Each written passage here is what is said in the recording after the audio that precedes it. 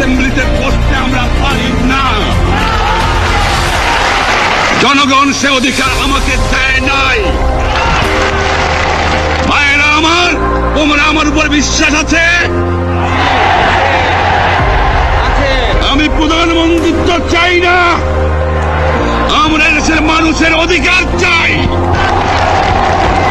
আর যদি একটা গুলি চলে, আর যদি আমার লোকের উপর হত্যা করা হয়, তোমাদের উপর কাছে আমার অনুরোধ রইল, প্রত্যেক ঘরে ঘরে দুর্গ করে তোলো।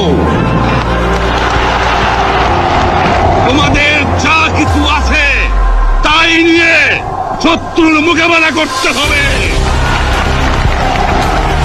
এবং জীবনের তরে রাস্তাঘাট যা যা আছে সব কিছু আমি যদি হুকুম দেবার নাও পারি, তোমরা বন্ধ করে দেবে। তোমরা আমার ভাই, তোমরা বেড়াকে থাকো, কেউ তোমাদের কিছু বলবে না, কিন্তু আর আমার বুকের পর গুলি চালাবার চেষ্টা করো না, ভালো হবে না। 7 কোটি মানুষকে দাবা রাখতে পারবো না। আমরা যখন মরতে শিখেছি তখন কেউ আমাদের দবাতে পারবে না। এ পর্যন্ত আমার এই দেশের মুক্তি না হবে, আপনার ট্যাক্স বন্ধ করে দেওয়া হলো, কেউ দেবে না। তবে আমি অনুরোধ করছি, আপনারা আমাদের ভাই, আপনারা দেশকে একেবারে জাহান্নামে ধ্বংস করে দিয়েন না। জীবনে আর কোনোদিন আপনাদের মুখ দেখা দেখি হবে না। যদিও আমরা শান্তিপূর্ণভাবে আমাদের ফয়সলা করতে পারি, তাহলে অন্তপক্ষে ভাই ভাই হিসেবে বাস করার সম্ভাবনা আছে।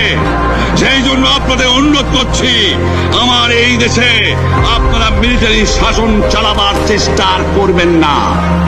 দ্বিতীয় কথা, প্রত্যেক গ্রামে, প্রত্যেক মহল্লায়, প্রত্যেক ইউনিয়নে, প্রত্যেক সাব ডিভিশনে আওয়ামী লীগের নেতৃত্বে সংগ্রাম পরিষদ গড়ে তোলো এবং তোমাদের যা কিছু আছে তাই নিয়ে প্রস্তুত থাকো।